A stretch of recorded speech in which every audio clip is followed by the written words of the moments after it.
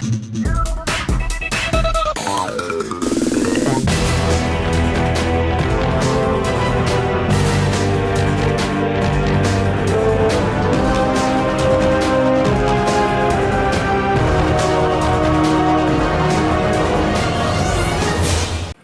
up YouTube, Dow here from Zephyr Games, and today I am bringing you an update to Despia. Now I know from the looks of it it's not Despia straight away, but this is Invoked Despias. This is the strongest version, and this version was actually played, minus one card in here, was actually played at a locals, and it got it went 3-1, so I think it ultimately ended up finishing third place, like joint second.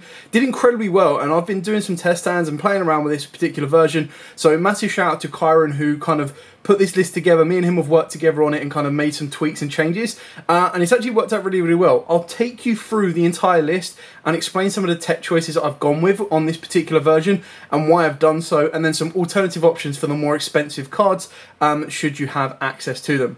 With all of that out of the way, please smash that like button, hit that notification bell, and subscribe so you do not miss out on any more upcoming content.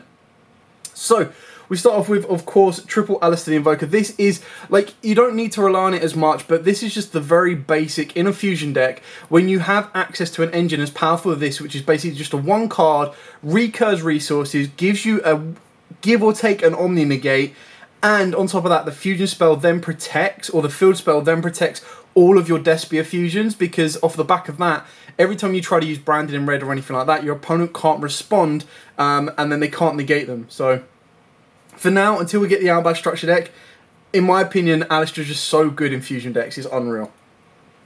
Triple Aluba. Now, we actually want to max out on this in this particular version, because what we're going to be using more times than not is the Branded Opening. So when you can normal summon Alistair, get your full combo off to go into Macabre, and then off the back of that you can activate Branded Opening to get you into Alba the Jester. That then gives you the ability to start unlocking the fusions. If you want to keep the Alistair in the hand for protection plays or to play off the Macabre, you can do.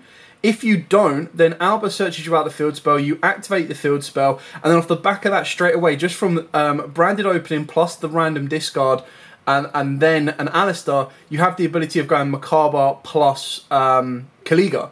So straight away that could be a bit of a lockdown, or you can go Masquerade Dragon and Macabre. So it gives you two very powerful plays, and this particular deck can just utilise, in my opinion, some of, if not the strongest spell cards in the game at current. Continuing on, we've got two Drama. A lot of people play 3 of this, and I can understand why. The fact that when it's used for fusion material from field or hand, it can kind of re-summons itself is really nice, because it does give you a 3k beta. I kind of feel that 2 is enough, purely because of space for the other engines in this deck. I feel that 2 works out quite nicely. We've then obviously got 2 Tragedy. I did have this at 3, I've cut it down to 2 because I've taken out Allure of Darkness, and I'll explain that when we get to it later on. But the reason behind Tragedy is when it's sent to the graveyard in general, or banished by card effects, you could play stuff like Foolish Burial and Gold Sark. It then triggers the effect to add you a Despia monster, so that gives you into your Jester, it gives you into your Adlebiton, and it also gives you into your Drama. So it kind of gives you additional plays, but again, right now, I don't think we want to rely on it as heavily. It's one of the cards that if you open it, you want to use it as fusion material, you want to use it as fodder, and kind of go from there. Obviously, the one Adlebiton, it's literally all you need. You don't need any more than this. It's kind of like Drama, but it doesn't recycle itself. It recycles another Despia. So you need to make sure you've got Tragedy or you've got Jester in the grave. And even then, when it does recycle it, you need to make sure you've got another form of fusion ability, because you kind of want your Despias in the graveyard to then use cards like Branded in red. We've then got a Domatica package. I mean, continuing the lore, why not? We've got the one Ecclesia, the one Maximus, and the one Felilius. Now, this is something that I do differently in my profiles, purely because there is a lovely card in the extra deck that can search out some of your fusion cards, which I think is really nice, which is why I go for the Maximus. If you don't like the Maximus, or you feel that it's too much of a risk at your locals because people are like main decking or extra decking certain cards that will give them advantage off the back of this, stuff like Natisses and Cyber Dragon Novas, then you cut Maximus completely. But the way I see this is, through my combo, if I do it correctly, you can actually end up with an Ecclesia plus a Maximus plus a Felilius in the hand, or you're setting yourself up with an Ecclesia plus a Maximus, plus obviously the idea of having a Macabre, and off the back of the Maximus you're ended up getting yourself the ability for Schism, or you're getting yourself the ability for Schism plus Felilius, or Schism plus Predaplant, Chimera Flesia, which is going to get you your Fusion Destiny. So spoiler for the upcoming, we are playing Fusion Destiny. It's just such an incredibly powerful card. It does clash with the Dogmaticas, which is why I've gone with Chimera Flesia, because the way I see it is if I go with the Domatica package, I go Schism, I lock my opponent out under Winder. My board's going to be Ecclesia, Maximus, Winder, Macabre, and then I've searched out Fusion Destiny, so I know my next time I just go Fusion Destiny straight into a DPE, and that's going to win me the game there. Speaking of DPE, we do play the best version of the package being Celestial and Dasher.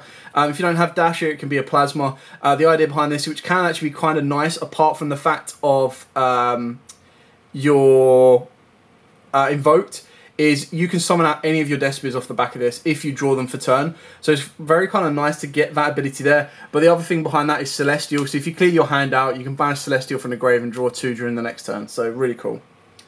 And then looking at some of the most broken cards, spell cards in the game right now, Triple Fusion Destiny is crazy good. If you don't see Nadir Servant, you want to see this. So you want to be seeing one or the other. The only time it becomes a bit of a pain is when you see both, because then you have to decide, right, okay, do I want to go for the Winderlock or do I want to go for the DPE float? And it really comes down to if you feel your opponent's prepared for the Schism or not. Then, of course, 2 invocations. Remember, this is still just a normal fusion spell card. So if you open this up without an Alistair, you can still fuse. You just can't go into an invoked monster because you'll then be able to go into any of your other fusion cards, which then allows you to start using the Despias even without their fusion spells and then bring them back from the graveyard. So it still has uses. You do want to be using it with Alistair and mainly to go into Kaliga or Macabre, but it is entirely up to you. Triple branded opening, this card is bonkers. The fact that it doesn't discard for cost is a massive pointer that anyone playing Despia needs to know. So you discard 1 card, then take a Despia monster from your deck and either add it to your hand or special summon it. It doesn't discard as cost, which is why it's so good with Shadow cards. So if you're like, I don't want to play Dogmatica, I hate it, then that's where you can put in a Shadow engine and this deck works just as well. You just kind of shift your plays around a little bit and go for the Shadow works rather than that. Not to mention its graveyard effect is really cool as well. So if a fusion monster or monsters you control would be destroyed by a card effect, you can banish this card from the grave instead. So if your opponent forgets about this and they try to like blow your board up, you go, that's fine, banish the branded opening, and they have to put the work in. I've then gone with 2 branded in red. Now the reason I've cut this down is because I was seeing it so much in opening hands, and the reason that was bad is because it wasn't like, I wasn't consistently getting Despias to the grave. So this is something that when I want it, I'll search it off of Jester. If I don't want it, I'm going to search out the field spell. If I do get to this, this is something that you can trigger to fuse during your opponent's turn, which is nice if you get Dark Ruled. So I'm testing it out at 2. I might bump it back up to 3 if I want to, but I kind of wanted to make sure that this deck was a 40 card deck, and 2 branded in red was more than enough for me personally. And then the other broken spells that we are playing, Triple Nadir Servant, not much more needs to be said about this.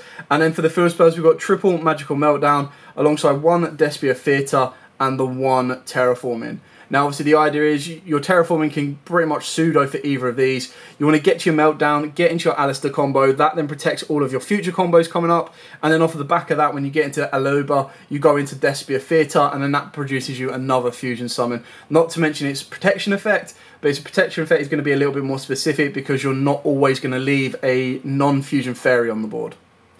And then the cards I've added in, just to kind of add the consistency and then the competitiveness, is Triple Prosperity and Double Forbidden Droplet.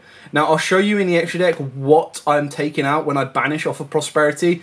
And it's kind of something that I had success with in Heroes, and I've kind of transversed it across, where I've kind of gone with, you know what, I'm not going to try and rely on one hand trap, try and hope that that stops it and my opponent can't play through it. I'd rather go with the most strongest kind of go second card, and you could arguably put in a Mystic Mine in this deck as well if you wanted to, for the pure fact that you already play field spells, just being able to go Mystic Mine, shut the board down, and then build your board presence to then get rid of it once you've set up your Macabre, once you've set up all your protected plays, your DPEs, everything like that, and you start to pick away at your opponent's board, then go from there. So it's risky without hand traps, but that's where you kind of ideally want to be getting into Macabre. But it's the fact that you can just play with so many different engines. So you start off with your Alistair engine. If that gets stopped, you go back onto your Despia engine. If that gets stopped, you still have your Nadir engine. So you've got these 3 engines you could go for, and if you don't go into the Nadir engine, you also have the Fusion Destiny engine as well. So you're pretty much playing through 3 engines with an alternative one at the end as well.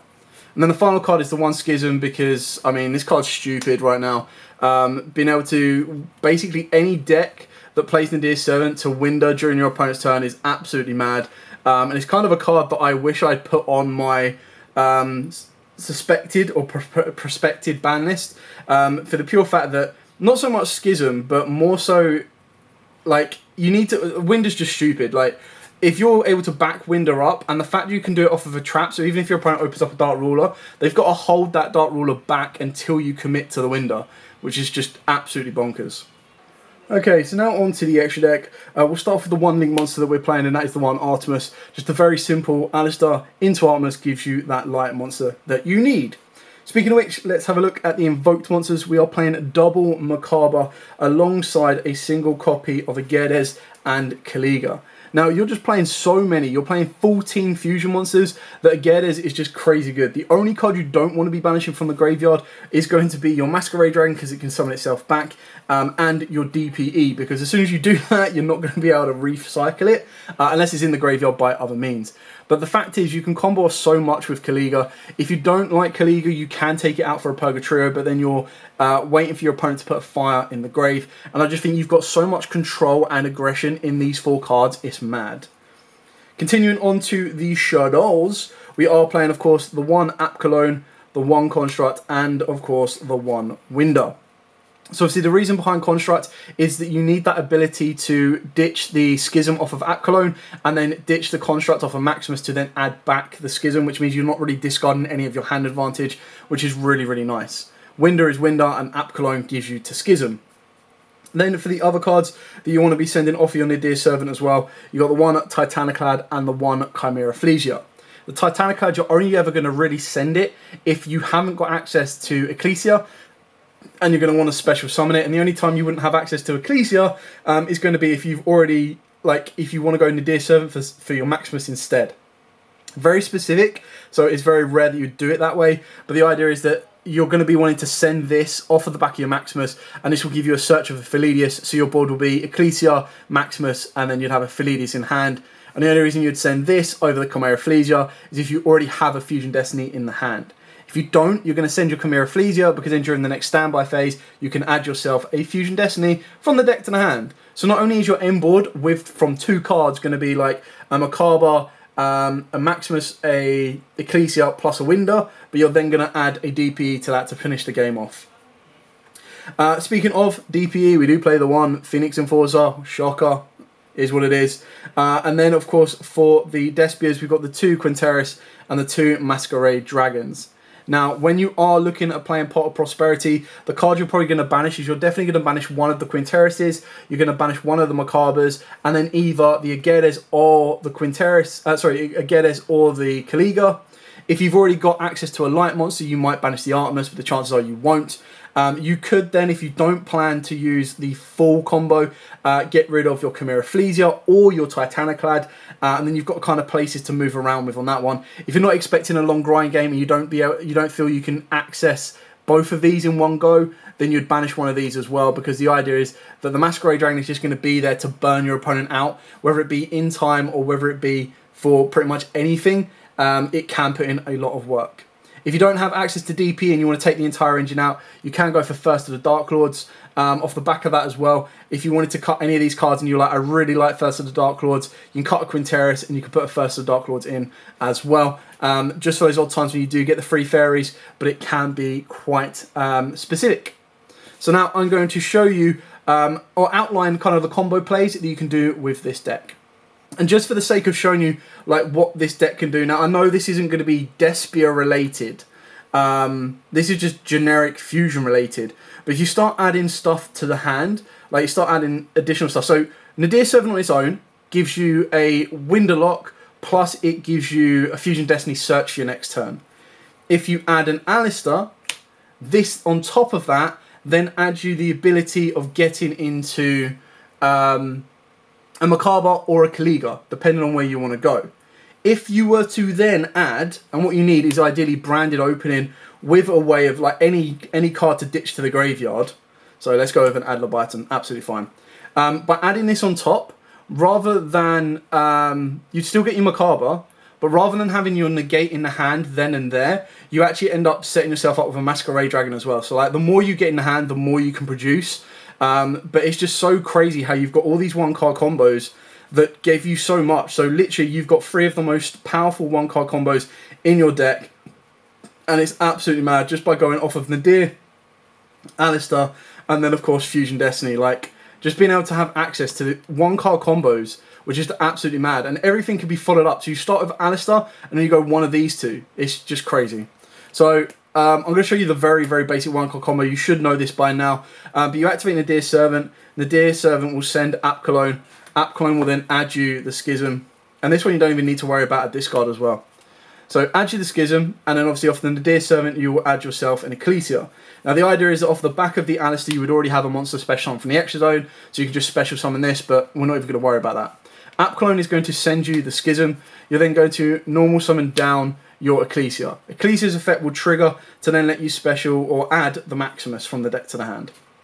Maximus will then banish the App Cologne to then summon itself down, and then you'll trigger Maximus's effect, and what that will do is that will send you specifically your El Shaddai Construct, and then it will also send you, where are you, your Predaplant Chimera Flesia. You would then trigger the effect of Construct to add you back a Shaddai card from the grave, which is your Schism. You're going to set that, and then during the next standby phase, Chimera Flesia's effect will go off to add you a Fusion Destiny. So you've got a Fusion Destiny in hand for the follow-up play. You've got Schism in the graveyard that can then banish your Construct plus your Chimera Flesia, which is then going to set you up on a Winder. There we go. And that's what you've got there, just from one card. Like I said, you add an Alistair to that, your end board then becomes this, and you also have the Alistair in the hand. So if you wanted to, you can normal summon Alistair and go again the next turn, but you've already searched that Fusion Destiny, so why would you do that? You just go ham anyway. Yeah, and that's it. Very, very simple, but very, very powerful. Like, the deck is mad. Yes, it is only mad thanks to the supporting engines or the additional engines within the deck, but if you want to make a deck as competitive as possible and you have access to these cards, this is the best way to do it. If you don't have access to the Domaticas or the Nadir Servants or anything like that, then that's when you go for the Shaddai cards and you start playing around with the Shaddai tactics and the Shaddai plays. I don't think you need to up the Despias at all. If you wanted to, another option is the Dark Lords. The Dark Lords are pretty cool and they rely a little bit more on First of the Dark Lord. So it does give you a couple of additional plays to make around. But that being said, I still think this is the strongest version of the deck just because it utilises the fusion mechanic to its maximum. Anyway, thank you so much for watching. Don't forget to like, comment, subscribe, share. Till next time, guys, as absolutely always, stay safe and happy dueling.